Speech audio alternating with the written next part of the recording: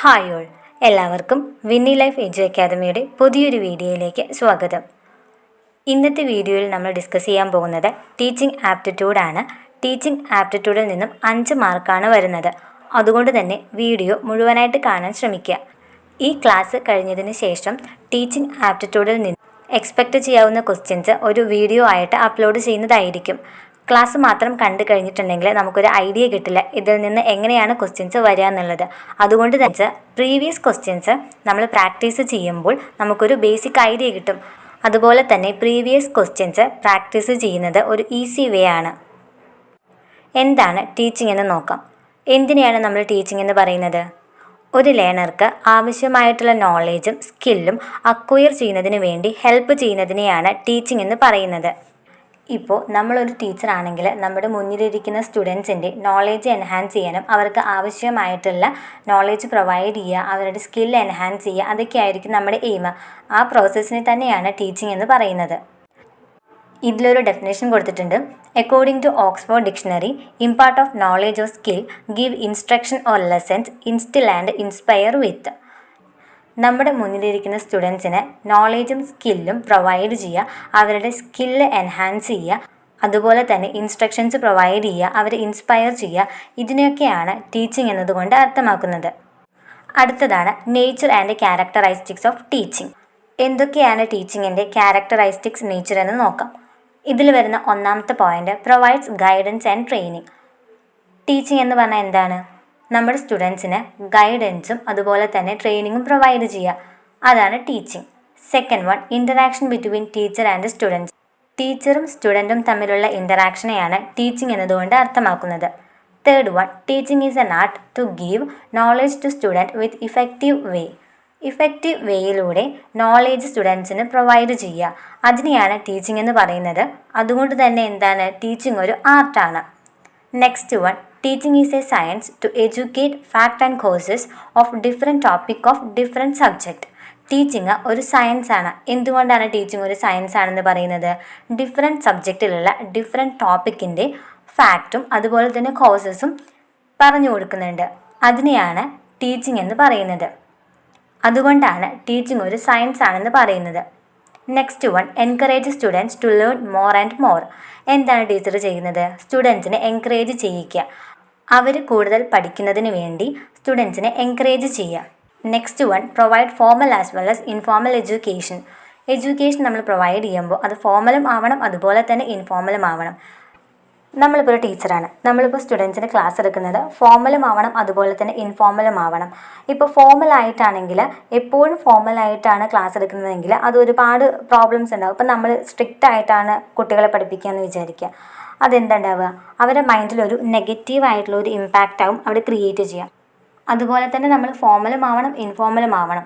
ഒരു ടോപ്പിക്ക് നമ്മൾ അവരെ പഠിപ്പിക്കുമ്പോൾ അതുമായിട്ട് റിലേറ്റ് ചെയ്യുന്ന രസകരമായ കാര്യങ്ങളൊക്കെ അവർക്ക് ഷെയർ ചെയ്യുകയാണെങ്കിൽ അത് കുറച്ചുകൂടി ഇഫക്റ്റീവ് ആവും. നെക്സ്റ്റ് വണ്ണാണ് communication of information and knowledge to students in teaching. Teacher imparts information in testing way so that can easily understand the information. നമ്മളിപ്പോൾ സ്റ്റുഡൻസിന് ഒരു കാര്യം പറഞ്ഞു കൊടുക്കുന്നത് ഭയങ്കര ഈസി ആയിട്ടായിരിക്കണം. ഈസി ആയിട്ടും സിമ്പിളായിട്ടും വേണം നമ്മൾ കാര്യങ്ങൾ അവർക്ക് മുന്നിൽ അവതരിപ്പിക്കാൻ. അങ്ങനെയാണെങ്കിൽ അവർക്ക് പെട്ടെന്ന് തന്നെ ആ കാര്യങ്ങൾ മനസ്സിലാവും. Last one, teaching is a tool to help the students to adjust him in society and environment. ഒരു സ്റ്റുഡൻസിന് സൊസൈറ്റിയിലും അതുപോലെ തന്നെ എൻവയോൺമെൻറ്റിലും അഡ്ജസ്റ്റ് ചെയ്യാൻ വേണ്ടി ഹെൽപ്പ് ചെയ്യുന്നുണ്ട്. അതിനുള്ള ഒരു ടൂളാണ് ടീച്ചിങ്. അടുത്ത ടോപ്പിക്കാണ് ഒബ്ജക്റ്റീവ്സ് ഓഫ് ടീച്ചിങ്. ടീച്ചിങ്ങിൻ്റെ ഒബ്ജക്റ്റീവ്സ്. ഇതിലെ ആദ്യത്തെ പോയിൻ്റാണ് development ability of critical and logical thinking. സ്റ്റുഡൻസിൻ്റെ എബിലിറ്റി ഡെവലപ്പ് ചെയ്യുക, അതുപോലെ തന്നെ അവരുടെ ലോജിക്കൽ തിങ്കിങ് ഒക്കെ ഇല്ലേ, അതൊക്കെ ഡെവലപ്പ് ചെയ്യുന്ന പ്രോസസ്സാണ് teaching. Second point, development of knowledge. സ്റ്റുഡൻസിൻ്റെ നോളേജ് ഡെവലപ്പ് ചെയ്യുക, അത് ടീച്ചിങ്ങിൻ്റെ ഒരു ഒബ്ജക്റ്റീവാണ്. Third one, development of understanding. അവരുടെ അണ്ടർസ്റ്റാൻഡിങ് ഡെവലപ്പ് ചെയ്യുക. Next one, development of attitudes. Attitudes develop ചെയ്യുക. Creates interest in the study. ആ ഒരു സബ്ജക്റ്റിൽ അല്ലെങ്കിൽ അവരെന്താണോ പഠിക്കുന്നത് ആ പഠിക്കുന്നതിലൊരു ഇൻട്രസ്റ്റ് ക്രിയേറ്റ് ചെയ്യുക, അതും ടീച്ചിങ്ങിൻ്റെ ഒരു ഒബ്ജക്റ്റീവാണ്. Next one, develop practical skill. Practical skill develop ചെയ്യുക. Next one, development of adjustments. നേരത്തെ നമ്മൾ പറഞ്ഞില്ലേ, സൊസൈറ്റിയിലും അതുപോലെ തന്നെ എൻവയോൺമെൻറ്റിലും അഡ്ജസ്റ്റ് ചെയ്യാൻ ഹെൽപ്പ് ചെയ്യുന്ന ഒരു ടൂളാണ് teaching. Next one achievement of values achieve ചെയ്യുന്നതിന് വേണ്ടി ഹെൽപ്പ് ചെയ്യുക. Next one make friendly environment. ഇതൊരു ഇമ്പോർട്ടൻ്റ് ആയിട്ടുള്ള ഒരു പോയിൻ്റാണ് കേട്ടോ. നമ്മളൊരു ഫ്രണ്ട്ലി എൻവയോൺമെൻറ്റ് ക്രിയേറ്റ് ചെയ്യണം, ഒരു ഗിവ് ആൻഡ് ടേക്ക് പോളിസി പോലെ. സ്റ്റുഡൻസും ടീച്ചറും തമ്മിലുള്ള ഇൻ്ററാക്ഷൻ വളരെ ഇമ്പോർട്ടൻ്റ് ആയിട്ടുള്ള ഒരു കാര്യമാണ്. ഒരു ടീച്ചർ സ്ട്രിക്റ്റ് ആയിട്ടാണ് ക്ലാസ് എടുക്കുന്നതെങ്കിൽ അത് നമ്മൾ നേരത്തെ പറഞ്ഞ പോലെ തന്നെ സ്റ്റുഡൻസിൻ്റെ മൈൻഡിലൊരു നെഗറ്റീവായിട്ടുള്ളൊരു ഇമ്പാക്റ്റ് ആകും ക്രിയേറ്റ് ചെയ്യുക. അതിന് പകരം നമ്മൾ ഇൻഫോർമലായിട്ട് കുറച്ചുകൂടി കാര്യങ്ങൾ സിമ്പിളായിട്ടും ഈസി ആയിട്ടും പറഞ്ഞു കൊടുക്കുക, നമ്മുടെ ലൈഫിലുള്ള എക്സ്പീരിയൻസ് അവർക്ക് ഷെയർ ചെയ്യുക, അങ്ങനത്തെയൊക്കെ കാര്യങ്ങൾ ചെയ്തിട്ടുണ്ടെങ്കിൽ ഒരു ഫ്രണ്ട്ലി എൻവയോൺമെൻറ്റ് അവിടെ ക്രിയേറ്റ് ചെയ്യും. അതുപോലെ തന്നെ ടീച്ചിങ്ങും അവിടെ ഈസിയാവും, സ്റ്റുഡൻസിന് കാര്യങ്ങൾ പെട്ടെന്ന് തന്നെ മനസ്സിലാക്കാനും പറ്റും. അതുപോലെ തന്നെ അവർ പഠിക്കുന്ന ഒരു സബ്ജക്റ്റ് ആയിക്കോട്ടെ, ആ ഒരു ഏരിയ ആയിക്കോട്ടെ, അതിലൊരു താല്പര്യം ഡെവലപ്പ് ചെയ്യാനുള്ള ചാൻസസ് ഒക്കെ വളരെ കൂടുതലാണ്. അടുത്ത ടോപ്പിക്കാണ് ബേസിക് റിക്വയർമെൻറ്റ് ഓഫ് ടീച്ചിങ്. ടീച്ചിങ്ങിന് ആവശ്യമായിട്ടുള്ള ബേസിക് റിക്വയർമെൻറ്റ് എന്തൊക്കെയാണെന്ന് നോക്കാം. ഒന്നാമതാണ് ടീച്ചർ. ടീച്ചിങ് നടക്കണമെങ്കിൽ എന്താവശ്യമാണ്? ടീച്ചർ വേണം. ടീച്ചറാണല്ലോ ടീച്ചിങ് ചെയ്യുന്നത്. ടീച്ചർ ബേസിക് റിക്വയർമെൻ്റ് ആണ്. Next one learner. ടീച്ചർ മാത്രം പോരാ, സ്റ്റുഡൻസും വേണം, അല്ലെങ്കിൽ അത് കേൾക്കാനോ ആരെങ്കിലും വേണം. അതുകൊണ്ട് തന്നെ ലേണറും ഒരു ബേസിക് റിക്വയർമെൻ്റ് ആണ്. Next one subject. സബ്ജക്റ്റും ടീച്ചിങ്ങിൽ വരുന്ന ഒരു ഇമ്പോർട്ടൻ്റ് ആയിട്ടുള്ള റിക്വയർമെൻ്റ് ആണ്. Next one environment. ഒരു എൻവയോൺമെൻറ്റ് ടീച്ചിങ്ങിന് ആവശ്യമാണ്. ആ എൻവയോൺമെൻറ്റ് എങ്ങനെയായിരിക്കണം? ഫ്രണ്ട്ലി ആയിരിക്കണം. നെക്സ്റ്റ് വൺ ഇൻഫ്രാസ്ട്രക്ചർ ആവശ്യമാണ്. Next one teacher and student relationship. നമ്മൾ നേരത്തെ പറഞ്ഞത് തന്നെയാണ്, ടീച്ചറും സ്റ്റുഡൻറ്റും തമ്മിലൊരു റിലേഷൻഷിപ്പ് ആവശ്യമാണ്. അത് ഇൻഫോർമലും ആവണം, അതുപോലെ തന്നെ ഫോർമലും ആവണം. ലാസ്റ്റ് വൺ സ്റ്റുഡൻറ്റ് ഡിസിപ്ലിനും ടീച്ചിങ്ങിൽ വരുന്ന ഒരു ബേസിക് റിക്വയർമെൻ്റ് ആണ്. അടുത്തത് സ്ലൈഡിൽ ഇൻക്ലൂഡ് ചെയ്യാത്തൊരു ടോപ്പിക്കാണ് ലെവൽ ഓഫ് ടീച്ചിങ്. 3 തരത്തിലാണ് ലെവൽ ഓഫ് ടീച്ചിങ് ഉള്ളത്. Memory level, understanding level, third one reflective level. ഇതിൽ വരുന്ന ആദ്യത്തെ ലെവൽ ഓഫ് ടീച്ചിങ് ആണ് memory level. Thoughtless level of teaching ആണ്. ഓർമ്മയിലേക്ക് എങ്ങനെ വിവരങ്ങൾ എത്തിക്കാം എന്നതാണ് മെമ്മറി ലെവൽ ഫോക്കസ് ചെയ്യുന്നത്. ചെറിയ ക്ലാസ്സിലെ കുട്ടികൾക്കില്ലേ, അതിനെയാണ് മെമ്മറി ലെവൽ ടീച്ചിങ് എന്ന് പറയുന്നത്. അവർക്ക് ഓർമ്മയിലേക്ക് എങ്ങനെ വിവരങ്ങൾ എത്തിക്കാം എന്നതായിരിക്കും ടീച്ചർ ചെയ്യുന്നത്. അത് മുന്നേ ചെയ്തു വെച്ച കാര്യങ്ങളാവും. അതായത് ഇപ്പോൾ ടെക്സ്റ്റ് ബുക്കിലുള്ള കാര്യങ്ങൾ അതേപോലെ തന്നെ അവരെ പഠിപ്പിക്കുക. അതിനെയാണ് മെമ്മറി ലെവൽ ഓഫ് ടീച്ചിങ് എന്ന് പറയുന്നത്. Concern with memory or mental ability. Memory level concern ചെയ്യുന്നത് മെമ്മറിയെയും അതുപോലെ തന്നെ മെൻ്റൽ എബിലിറ്റിയെയുമാണ്. Next one consider to be the lowest level of teaching. ടീച്ചിങ്ങിൻ്റെ ഏറ്റവും ലോവസ്റ്റ് ലെവലാണ് മെമ്മറി ലെവൽ. അടുത്തത് the thinking ability does not play any role. അവിടെ തിങ്കിങ് എബിലിറ്റിക്ക് പ്രത്യേകിച്ച് വലിയ റോളൊന്നുമില്ല. കാരണം നമ്മൾ ഓൾറെഡി ചെയ്തു വെച്ച കാര്യങ്ങൾ അല്ലെങ്കിൽ ടെക്സ്റ്റ് ബുക്കിലുള്ള അതേ കാര്യങ്ങളല്ലേ പഠിപ്പിക്കുന്നത്. അതുകൊണ്ട് തന്നെ തിങ്കിങ് എബിലിറ്റിക്ക് അവിടെ പ്രത്യേകിച്ച് റോളൊന്നുമില്ല. മെമ്മറി ലെവൽ ഓഫ് ടീച്ചിങ്ങിൽ ടീച്ചർക്കാണ് കൂടുതൽ പ്രാധാന്യം. അതുപോലെ തന്നെ ചെറിയ ലെവലിലാണ് മെമ്മറി ലെവൽ ഓഫ് ടീച്ചിങ് ഉള്ളത്. It is A cognitive level of teaching. Memory level teaching എന്താണ്? ഒരു കോഗ്നിറ്റീവ് ലെവൽ ഓഫ് ടീച്ചിങ് ആണ്. രണ്ടാമത്തെ ലെവലാണ് അണ്ടർസ്റ്റാൻഡിങ് ലെവൽ. മെമ്മറി ലെവൽ കഴിഞ്ഞിട്ട് അതിന് തൊട്ട് മുകളിലുള്ള ലെവലിനെയാണ് അണ്ടർസ്റ്റാൻഡിങ് ലെവൽ എന്ന് പറയുന്നത്. കാര്യങ്ങൾ കുറച്ചും കൂടി മനസ്സിലാക്കി പഠിക്കുക, അതിനെയാണ് നമ്മൾ അണ്ടർസ്റ്റാൻഡിങ് ലെവൽ എന്ന് പറയുന്നത്. അതായത് ഇപ്പോൾ ടീച്ചർ ഒരു കാര്യം പറഞ്ഞു കൊടുത്തിട്ടുണ്ടെങ്കിൽ ആ കാര്യം എന്താണെന്നുള്ളത് ആ സ്റ്റുഡൻറ്റ് മനസ്സിലാക്കും. ടീച്ചർ ഒരു കാര്യം പറയുമ്പോൾ അതിൻ്റെ അപ്ലിക്കേഷൻ എന്താണെന്ന് കൂടി മനസ്സിലാക്കുന്നു. അതാണ് അണ്ടർസ്റ്റാൻഡിങ് ലെവൽ. അതുപോലെ തന്നെ അണ്ടർസ്റ്റാൻഡിങ് ലെവൽ സബ്ജക്റ്റ് സെൻറ്റേർഡ് ആണ്. ഇവിടെ മെമ്മറി ലെവലിൽ വരുന്നത് ടീച്ചർ സെൻറ്റേർഡ് ആണ്. ടീച്ചർക്കാണ് കൂടുതൽ പ്രാധാന്യം. എന്നാൽ അണ്ടർസ്റ്റാൻഡിങ് ലെവലിലേക്ക് വരുമ്പോൾ അവിടെ എന്തിനാണ് കൂടുതൽ പ്രാധാന്യം? സബ്ജക്റ്റിനാണ്. സബ്ജക്റ്റ് സെൻറ്റേർഡ് ആണ് അണ്ടർസ്റ്റാൻഡിങ് ലെവൽ. മൂന്നാമത്തെയാണ് reflective level. High level of teaching ആണ്. തനിയെ ചിന്തിക്കാനും ഓരോ പ്രിൻസിപ്പിൾസും റിയൽ ലൈഫിൽ എങ്ങനെ അപ്ലൈ ചെയ്യാം എന്നതാണ് reflective level. Real life problems solve ചെയ്യാനൊക്കെ സാധിക്കുന്നു. അതാണ് റിഫ്ലക്റ്റീവ് ലെവൽ ഓഫ് ടീച്ചിങ്ങിൽ ടീച്ചർ ഈസ് ഡെമോക്രാറ്റിക്. ടീച്ചർ അവിടെ ഡെമോക്രാറ്റിക് ആണ്.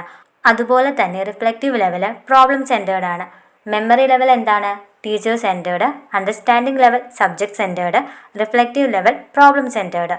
ഇതാണ് 3 ലെവൽ ഓഫ് ടീച്ചിങ്. അടുത്തതാണ് ലേണേഴ്സ് ക്യാരക്ടറിസ്റ്റിക്സ്. ആരാണ് ലേണേഴ്സ്?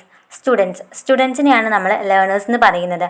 അപ്പോൾ അവരുടെ ക്യാരക്ടറിസ്റ്റിക്സ് എന്തൊക്കെയാണെന്ന് നോക്കാം. ഇതിൽ വരുന്ന ക്യാരക്ടറിസ്റ്റിക്സ് ആണ് personal characteristics, academic characteristics, social and emotional characteristics, cognitive. ഒന്നാമത്തെ ക്യാരക്ടറിസ്റ്റിക്സ് ആണ് പേഴ്സണൽ ക്യാരക്ടറിസ്റ്റിക്സ്. ഡെമോഗ്രാഫിക് ക്യാരക്ടറിസ്റ്റിക്സ് ആണ് പേഴ്സണൽ ക്യാരക്ടറിസ്റ്റിക്സിൽ വരുന്നത്. അതായത് ഏജ്, ജെൻഡർ, അതുപോലെ തന്നെ ഏത് ലാംഗ്വേജ് ആണ് സംസാരിക്കുന്നത്, സ്റ്റുഡൻസിൻ്റെ കൾച്ചറൽ ബാക്ക്ഗ്രൗണ്ട്, ഇതൊക്കെയാണ് പേഴ്സണൽ ക്യാരക്ടറിസ്റ്റിക്സ്. രണ്ടാമത്തെ ക്യാരക്ടറിസ്റ്റിക്സ് ആണ് അക്കാദമിക് ക്യാരക്ടറിസ്റ്റിക്സ്. എഡ്യൂക്കേഷണൽ അതുപോലെ തന്നെ ലേണിംഗ് ക്യാരക്ടറിസ്റ്റിക്സ് ആണ് അക്കാദമിക് ക്യാരക്ടറിസ്റ്റിക്സിൽ വരുന്നത്. സ്റ്റുഡൻസിൻ്റെ പ്രയർ നോളേജ്, എഡ്യൂക്കേഷണൽ സ്റ്റൈല്, അതുപോലെ തന്നെ ലെവൽ ഓഫ് എഡ്യൂക്കേഷൻ, ഇതൊക്കെയാണ് അക്കാദമിക് ക്യാരക്ടറിസ്റ്റിക്സ്. മൂന്നാമത്തെ ക്യാരക്ടറിസ്റ്റിക്സ് ആണ് സോഷ്യൽ ആൻഡ് ഇമോഷണൽ ക്യാരക്ടറിസ്റ്റിക്സ്. ഇതിൽ വരുന്നത് self image, self efficiency, cohesiveness. Last characteristics ആണ് കോഗ്നിറ്റീവ്. കോഗ്നിറ്റീവിൽ വരുന്നത് സ്റ്റുഡൻസിൻ്റെ മെൻ്റൽ കപ്പാബിലിറ്റിയാണ്. അതായത് മെൻ്റൽ പ്രൊസീജിയേഴ്സ്, ഇൻ്റലക്ച്വൽ സ്കില്ല്, അതുപോലെ തന്നെ പ്രോബ്ലം സോൾവ് ചെയ്യുന്നതിന് വേണ്ടി ഏത് ടെക്നിക്സ് ആണ് അവർ അഡോപ്റ്റ് ചെയ്യുന്നത്, ഇതൊക്കെ വരുന്നതാണ് കോഗ്നിറ്റീവ് ക്യാരക്ടറിസ്റ്റിക്സ്. അടുത്ത് നമ്മൾ നോക്കാൻ പോകുന്ന ഒരു ടോപ്പിക്കാണ് ടൈപ്പ് ഓഫ് ലേണേഴ്സ്. ഇതിലൊരു 12 ടൈപ്പ് ഓഫ് ലേണേഴ്സ് വരുന്നുണ്ട്. അതെന്തൊക്കെയാണെന്ന് നോക്കാം. ഒന്നാമത്തെ ലേണറാണ് യങ് ലേണേഴ്സ്. യങ് ലേണേഴ്സിൽ വരുന്ന ഏജ് കാറ്റഗറി 1 to 4. 1 വയസ്സ് മുതൽ 4 വയസ്സ് വരെയുള്ള ലേണേഴ്സിനെയാണ് നമ്മൾ യങ് ലേണേഴ്സ് എന്ന് പറയുന്നത്. ഫാമിലിയിലൂടെ കാര്യങ്ങൾ ലേൺ ചെയ്യുന്നവരാണ് ഈ പറഞ്ഞ യങ് ലേണേഴ്സ്. പുതിയ കാര്യങ്ങൾ കണ്ടുപിടിക്കാനും അതിനെക്കുറിച്ച് അറിയാനും ഒരുപാട് ആഗ്രഹമുള്ളവരായിരിക്കും യങ് ലേണേഴ്സ്. അവരുടെ ഇമാജിനേഷനിലൂടെ പുതിയ കാര്യങ്ങൾ ഡിസ്കവർ ചെയ്യുകയാണ് യങ് ലേണേഴ്സ് ചെയ്യുന്നത്. എക്സാമ്പിളായിട്ട് ചെറിയ കുട്ടികളുടെ കേസ് തന്നെ എടുക്കാം. ടച്ച് ചെയ്യുക, സ്മെൽ ചെയ്യുക, അങ്ങനെയാണ് അവർ പുതിയ പുതിയ കാര്യങ്ങൾ അറിയുന്നത്. രണ്ടാമത്തെ ടൈപ്പ് ഓഫ് ലേണറാണ് അഡോളസെൻ്റ് ലേണർ. അഡോളസെൻ്റ് ലേണറിനെ 2 തരത്തിലാണ് ക്ലാസിഫൈ ചെയ്തിട്ടുള്ളത്: ഏർലി അഡോളസെൻറ്റും ലേറ്റ് അഡോളസെൻറ്റും. ഇതിൽ ഏർലി അഡോളസെൻറ്റിൽ വരുന്ന ഏജ് കാറ്റഗറിയാണ് 12 to 17. 12 വയസ്സ് മുതൽ 17 വയസ്സ് വരെ വരുന്ന ഏജ് കാറ്റഗറിയിലുള്ള ലേണേഴ്സിനെ പറയുന്നതാണ് ഏർലി അഡോളസെൻറ്റ്. അതുപോലെ തന്നെ 17 to 19 ഏജ് കാറ്റഗറിയിലുള്ള ലേണേഴ്സിനെ പറയുന്നതാണ് ലേറ്റ് അഡോളസെൻറ്റ്. പേഴ്സണൽ ഐഡൻറ്റിറ്റിയെ ഫോക്കസ് ചെയ്യുന്ന ലേണേഴ്സാണ് അഡോളസെൻ്റ് ലേണേഴ്സ്. അവർക്ക് സ്യൂട്ടായിട്ടുള്ള ആവശ്യങ്ങളായിരിക്കും അവർ സെർച്ച് ചെയ്യുന്നത്. അതുപോലെ തന്നെ ലേണിംഗ് റിക്വയർമെൻറ്റ്സും. അഡോളസെൻ്റ് ലേണേഴ്സിൽ വരുന്നൊരു കാര്യമാണ് ഏതെങ്കിലും ഒരു സബ്ജക്റ്റ് മാറ്റേഴ്സിൽ അവർക്ക് ഇൻട്രസ്റ്റ് പോയിട്ടുണ്ടെങ്കിൽ പിന്നെ അവർക്ക് അതിനോടൊരു താല്പര്യമുണ്ടാവില്ല. അവരുടെ സ്കില്ല് ഇംപ്രൂവ് ചെയ്യാനും നോളേജ് എൻഹാൻസ് ചെയ്യാനും ടീച്ചേഴ്സിൻ്റെ ഹെൽപ്പും സപ്പോർട്ടും ആവശ്യമാണ്. അത്തരത്തിലുള്ള ലേണേഴ്സിനെ പറയുന്നതാണ് അഡോളസെൻ്റ് ലേണേഴ്സ്. തേർഡ് കാറ്റഗറിയാണ് അഡൾട്ട് ലേണേഴ്സ്. അഡൾട്ട് ലേണേഴ്സിൽ വരുന്നത് എബോവ് 18 ഇയേഴ്സ്. 18 വയസ്സിന് മുകളിലുള്ള ഏത് ലേണേഴ്സിനെയും അഡൾട്ട് ലേണേഴ്സ് എന്ന് പറയാം. അവർ കുറച്ചും കൂടി മെച്യൂറാണ്. അതുപോലെ തന്നെ ഹൈലി ഡിസിപ്ലിൻഡ് ആയിരിക്കും. എക്സ്പീരിയൻസിലൂടെ കാര്യങ്ങൾ ലേൺ ചെയ്യുന്നവരാണ് അഡൾട്ട് ലേണേഴ്സ്. അവർ റിസൾട്ട് ഓറിയൻറ്റഡ് ആയിരിക്കും. നാലാമത്തെ ടൈപ്പാണ് physical or kinaesthetic learners. Real life feel, experience, believe ചെയ്യുന്നവരാണ് ഫിസിക്കൽ ലേണേഴ്സ്. അതുപോലെ തന്നെ ടാഞ്ചിബിൾ ഗുഡ്സിൽ ബിലീവ് ചെയ്യുന്നവരായിരിക്കും ഇത്തരം ലേണേഴ്സ്. അഞ്ചാമത്തെ ടൈപ്പാണ് visual or spatial learners. Visualise ചെയ്തിട്ട് കാര്യങ്ങൾ ലേൺ ചെയ്യുന്നവരെയാണ് വിഷ്വൽ ഓർ സ്പാഷ്യൽ ലേണേഴ്സ് എന്ന് പറയുന്നത്. അതായത് ചാർട്ട്, ഇമേജ്, ഫോട്ടോസ്, അതൊക്കെ കണ്ടിട്ട് ഇൻഫർമേഷൻസ് ലേൺ ചെയ്യുക, അവരാണ് സ്പാഷ്യൽ ലേണേഴ്സ്. ഇത്തരം ലേണേഴ്സ് ഹൈലി ഒബ്സർവൻ്റ് ആയിരിക്കും. അടുത്ത ടൈപ്പാണ് auditory learners. Visual or spatial ലേണേഴ്സിൻ്റെ ജസ്റ്റ് ഓപ്പോസിറ്റ് ആണ് ഓഡിറ്ററി ലേണേഴ്സ്. അതായത് കാര്യങ്ങൾ കേട്ടുകൊണ്ട് ഇൻഫർമേഷൻസ് ലേൺ ചെയ്യുന്നവരെയാണ് ഓഡിറ്ററി ലേണേഴ്സ് എന്ന് പറയുന്നത്. ഏഴാമത്തെ ടൈപ്പ് ഓഫ് ലേണറാണ് വെർബൽ ലേണേഴ്സ്. എഴുതിക്കൊണ്ട് ഇൻഫർമേഷൻസ് ലേൺ ചെയ്യുക, അവരെയാണ് നമ്മൾ വെർബൽ ലേണേഴ്സ് എന്ന് പറയുന്നത്. ബുക്ക് വേംസ് എന്നാണ് ഇവർ പൊതുവെ അറിയപ്പെടുന്നത്. അതുപോലെ തന്നെ സൈലൻ്റ് ആയിട്ട് ഇരുന്ന് പഠിക്കാൻ ഇഷ്ടമുള്ള ലേണേഴ്സ് ആയിരിക്കും വെർബൽ ലേണേഴ്സ്. എട്ടാമത്തെ ടൈപ്പാണ് ലോജിക്കൽ ഓർ മാത്തമാറ്റിക്കൽ ലേണേഴ്സ്. ഒരു ഇൻഫോർമേഷനെ സബ് ഗ്രൂപ്പ് ആക്കിയിട്ട് ലേൺ ചെയ്യുന്നവരെയാണ് ലോജിക്കൽ ഓർ മാത്തമാറ്റിക്കൽ ലേണേഴ്സ് എന്ന് പറയുന്നത്. ഇൻഫോർമേഷനിലെ ലോജിക്ക് മനസ്സിലാക്കി പഠിക്കുന്നവരായിരിക്കും മിക്കവാറും ഇവർ. ഇൻഫോർമേഷൻ്റെ കോസ് ആൻഡ് ഇഫക്റ്റ് റിലേഷൻഷിപ്പിനെ ജനറേറ്റ് ചെയ്യാൻ ഏബിൾ ആയിട്ടുള്ളവരാണ് ഇത്തരം ലേണേഴ്സ്. ഒമ്പതാമത് വരുന്ന ടൈപ്പാണ് മ്യൂസിക്കൽ ലേണേഴ്സ്. മ്യൂസിക്കൽ നോട്ട്സ് ആയിട്ട് ഇൻഫർമേഷൻസ് സബ് ഡിവൈഡ് ചെയ്യുക, എന്നിട്ട് ഇൻഫർമേഷൻസ് ലേൺ ചെയ്യുക. അത്തരം ലേണേഴ്സിന് പറയുന്ന പേരാണ് മ്യൂസിക്കൽ ലേണേഴ്സ്. ഇത്തരം ലേണേഴ്സ് ബാക്ക്ഗ്രൗണ്ട് നോയ്സ് ഉണ്ടാവുമ്പോൾ ഒരുപാട് ഡിസ്ട്രാക്റ്റഡ് ആവുന്നവരാണ്. പത്താമത് വരുന്ന ലേണർ ടൈപ്പാണ് നാച്ചുറലിസ്റ്റിക് ലേണേഴ്സ്. എക്സ്പീരിമെൻറ്റിലൂടെയും പ്രാക്ടിക്കൽ എക്സ്പീരിയൻസിലൂടെയും ഇൻഫർമേഷൻസ് ലേൺ ചെയ്യുന്നവരാണ് നാച്ചുറലിസ്റ്റിക് ലേണേഴ്സ്. അടുത്തൊരു ടൈപ്പ് ഓഫ് ലേണറാണ് linguistic learners. Auditory and verbal ലേണേഴ്സിൻ്റെ ഒരു കോമ്പിനേഷനാണ് ലിംഗ്വിസ്റ്റിക് ലേണേഴ്സ്. 12ാമത്തെ ടൈപ്പ് ഓഫ് ലേണറാണ് ഇൻ്റർപേഴ്സണൽ ഓർ സോഷ്യൽ ലേണേഴ്സ്. ഗ്രൂപ്പായിട്ട് ഇരുന്ന് ഇൻഫോർമേഷൻസ് ലേൺ ചെയ്യുന്നവരായിരിക്കും ഇൻ്റർപേഴ്സണൽ ഓർ സോഷ്യൽ ലേണേഴ്സ്.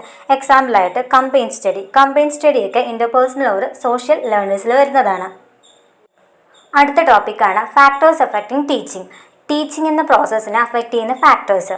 ഇതിൽ ഒരു 7 ഫാക്ടേഴ്സ് പറയുന്നുണ്ട്. First one teaching skill.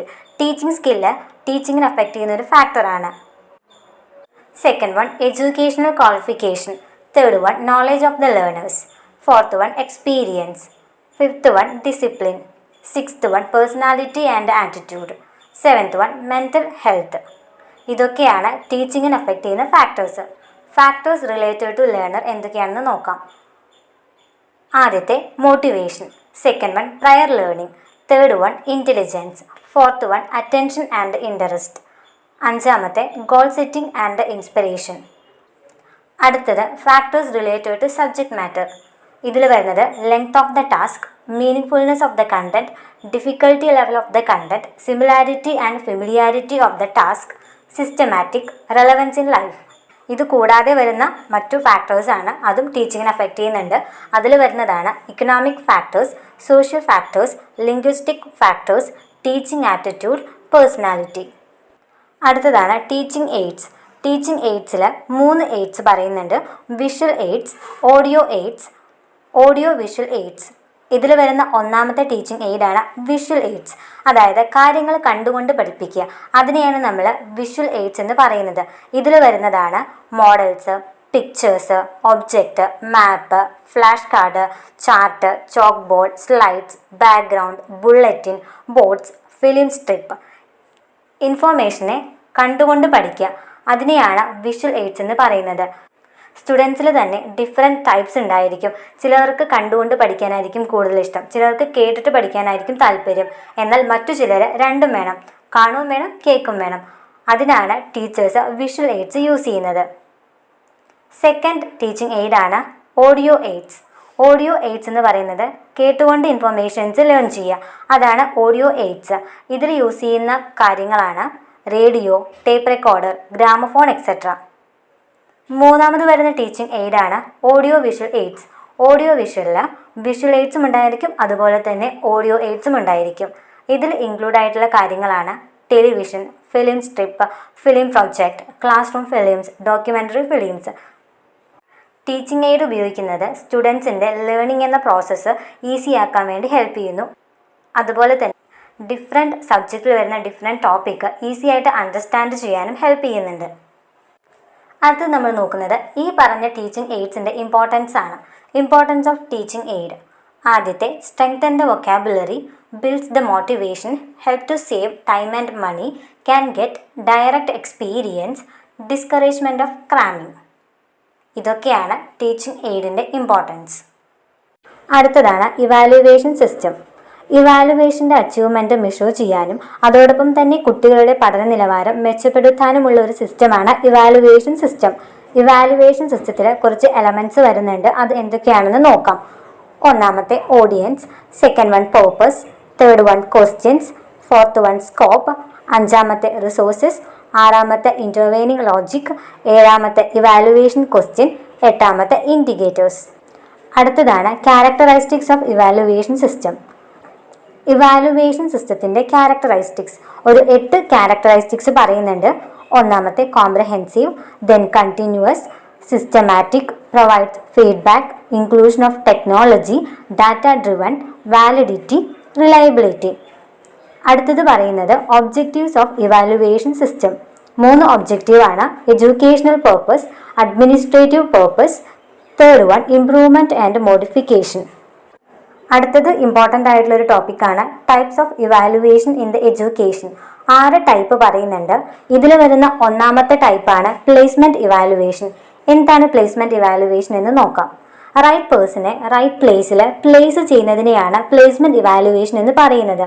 ഇത് ഇവാലുവേഷന്റെ പ്രോസസ്സിന്റെ ഒരു സക്സസ് ഫാക്ടർ ആണെന്ന് പറയാം.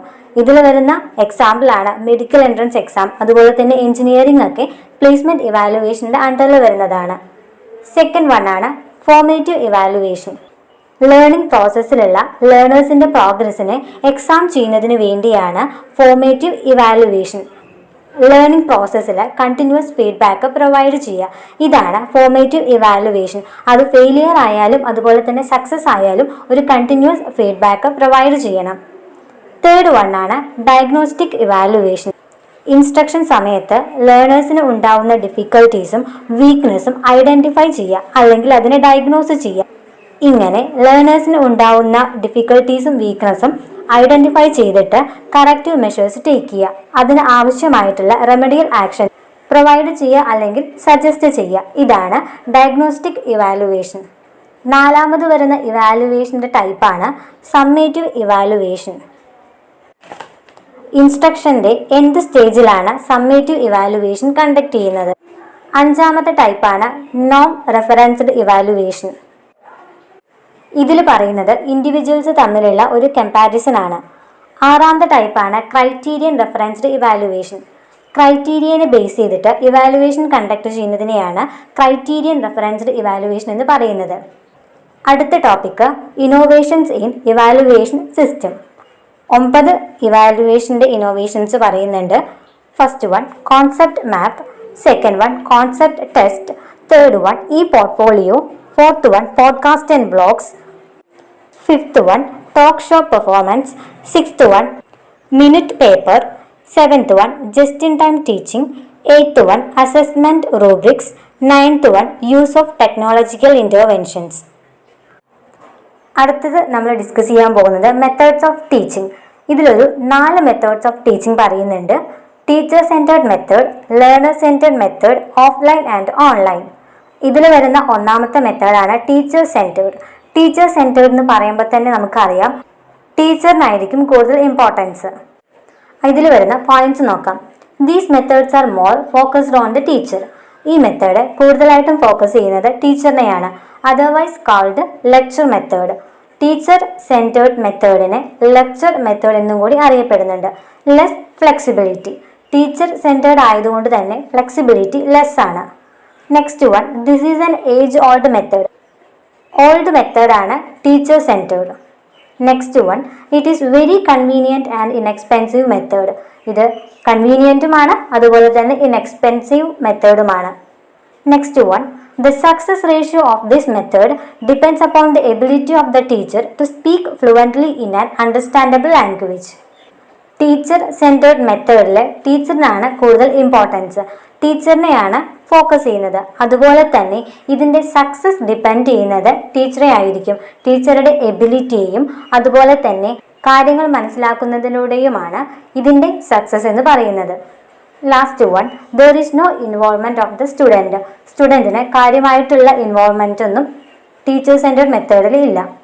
സെക്കൻഡ് മെത്തേഡാണ് ലേണർ സെൻറ്റേർഡ് മെത്തേഡ്. ഇതിൽ കൂടുതലായിട്ടും ഫോക്കസ് ചെയ്യുന്നത് സ്റ്റുഡൻറ്റിനെയാണ്. Also called student centred method. അതുകൊണ്ട് തന്നെ സ്റ്റുഡൻറ്റ് സെൻറ്റേർഡ് മെത്തേഡ് എന്നുകൂടി അറിയപ്പെടുന്നുണ്ട്. ഹൈലി ഫ്ലെക്സിബിൾ ആണ്. അടുത്ത മെത്തേഡാണ് ഓഫ്ലൈൻ മെത്തേഡ്. ക്ലാസ് റൂമിൽ ഇരുന്നിട്ട് ടീച്ച് ചെയ്യുക, അതിനെയാണ് ഓഫ്ലൈൻ മെത്തേഡ് എന്ന് പറയുന്നത്. ഫോർത്ത് വണ്ണാണ് ഓൺലൈൻ മെത്തേഡ്. ഓൺലൈനായിട്ട് ടീച്ച് ചെയ്യുക, അതിനെയാണ് ഓൺലൈൻ മെത്തേഡ് എന്ന് പറയുന്നത്. ഗൂഗിൾ ക്ലാസ് റൂം അതുവഴി ഒക്കെ ക്ലാസ്സുകൾ പ്രൊവൈഡ് ചെയ്യുന്നതിനെയാണ് ഓൺലൈൻ മെത്തേഡ്സ് ഓഫ് ടീച്ചിങ് എന്ന് പറയുന്നത്. ഇത് കൂടാതെ വരുന്ന മറ്റു മെത്തേഡ്സ് ആണ് case study method of teaching, programmed instruction, project method of teaching, mixed strategy approach of teaching method, brainstorming method. ഈ വീഡിയോയിലൂടെ നമ്മൾ ഡിസ്കസ് ചെയ്തത് ടീച്ചിങ് ആപ്റ്റിറ്റ്യൂഡ് ആണ്. എല്ലാവർക്കും ക്ലിയർ ആയി എന്ന് വിചാരിക്കുന്നു. എന്തെങ്കിലും ഡൗട്ട്സോ സജഷൻസോ പറയാനുണ്ടെങ്കിൽ താഴെ കമൻറ്റ് ചെയ്യുക.